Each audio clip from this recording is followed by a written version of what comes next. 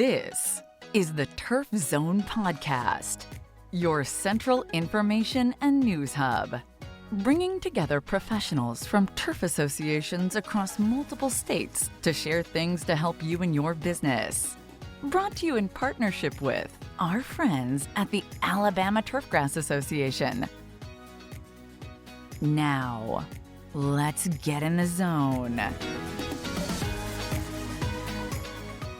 Welcome to the Turf Zone.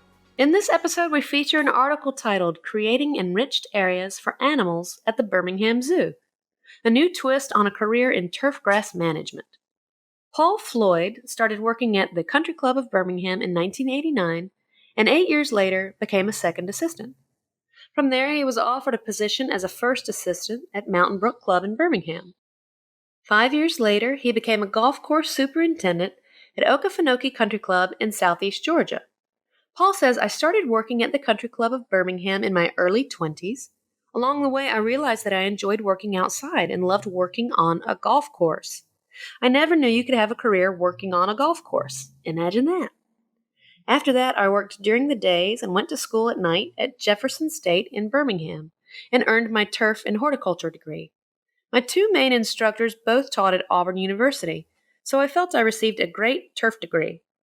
Paul had many mentors in the golf course community as he progressed in his profession.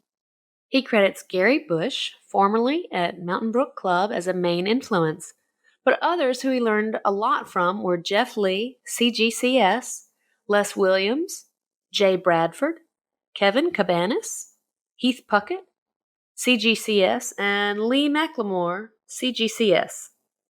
These are a few of the people that took time and taught me things that I think about to this day. I also learned a lot from some of our sales representatives like Philip Hindman with Harrell's Fertilizers and others. During his career, Paul has served as a golf course superintendent, facilities and operations manager, and a sports turf manager. Upon leaving his last job with the city of Decatur, he felt he wanted a new challenge. I really wanted to try something different from what I did before. I live in Decatur, but I'm from Birmingham, so I started looking at some companies in Birmingham that I was most familiar with, and one of those was the Birmingham Zoo. His position at the zoo presented Paul with some new challenges. They were in the middle of a multi-million-dollar project that really interested him. They hired me to be the maintenance manager, which includes facility maintenance, turf and landscape, and I also am in charge of their AZA accreditation efforts for 2022. Working with a lot of contractors and prioritizing projects. The zoo is on its way up, and I'm proud to be a part of their success.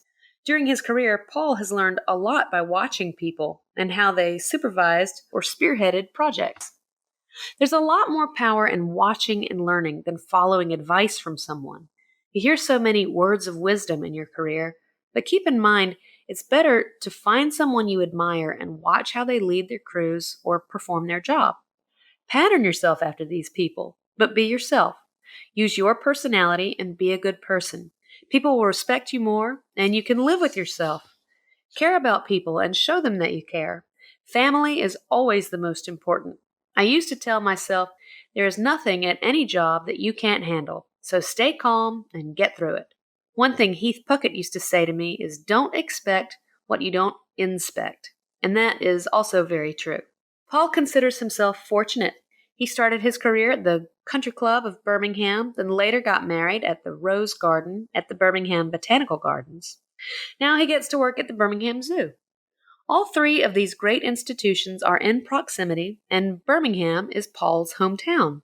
I've spent the better part of my life in or around these great businesses, so it means a lot to me to come back home and be a part of the future for this great entertainment area.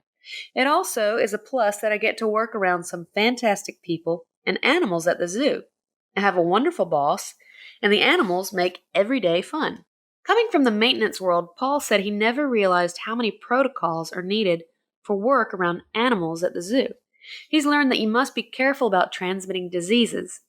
Neither can you just jump in and fix things. There's a protocol that must be followed to enter an area at the zoo, or to work around or inside the animal habitats.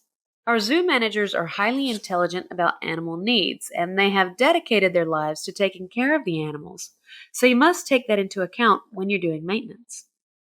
Sometimes we make enrichment items for the animals, or we aid the managers in making them, or we may have to do some repair work inside a habitat. So you must coordinate that with the zoo managers.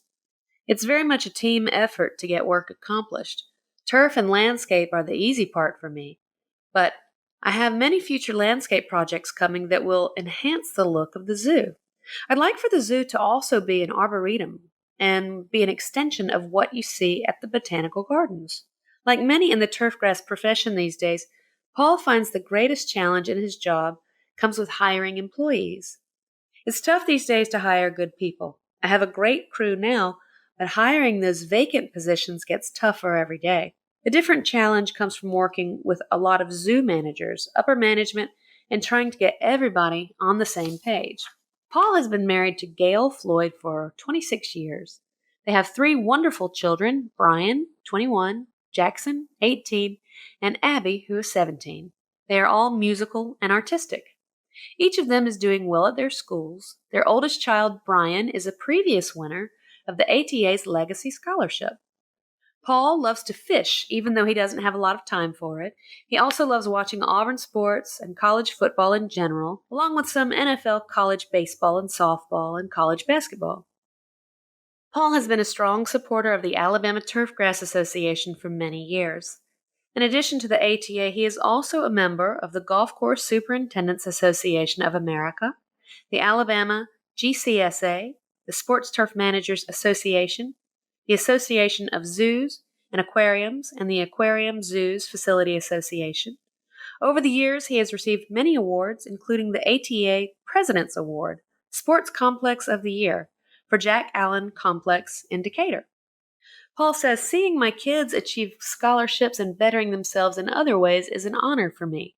When I leave a job, looking back and knowing that I made a difference, especially organization and visual, is an honor for me. I like to make a difference. For all resources associated with this article, check out our show notes. Don't miss an episode. Subscribe on Apple Podcasts, Spotify, or wherever you get your podcasts. You can also visit us at theturfzone.com.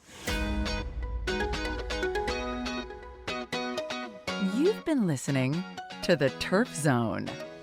Thank you to our sponsors, including Buy Sod, world-class service on demand. Visit us online at www.buysod.com.